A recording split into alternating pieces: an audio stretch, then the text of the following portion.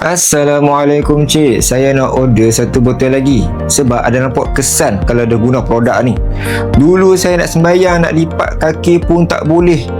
Sekarang Alhamdulillah lipat kaki pun boleh, nak sembahyang pun selesa. Alhamdulillah. Senang je saya cakap. Masalah yang berlaku dekat tuan kita ni, iaitu apa? Penyakit gout. Penyakit gout ni kan, yang bahayanya, yang seksanya, kita nak solat pun susah. Sampai kan kena duduk atas kursi nak solat disebabkan gout kita. Masalah gout ni adalah disebabkan kita punya isi urik kita ni terlalu banyak dalam badan. Sebab itulah sendi rasa menyucuk, rasa panas, bengkak. Hampa jangan biarkan ni terlalu lama. Kalau kita biarkan kristal tu jadi makin kerah, sendi kita jadi cacat, jadi kerah, nak bergerak normal pun dah susah lah. Sebab itulah abang tu dia order, dia repeat order tapak baru kita. Saya syorkan siapa yang dah mengalami masalah penyakit gout ke, rasa panas-panas, rasa menyucuk-nyucuk dekat kaki tu, cubalah dengan tapak baru kita ni. InsyaAllah berkesan. Seawal-awal seminggu ada dapat kesan dah.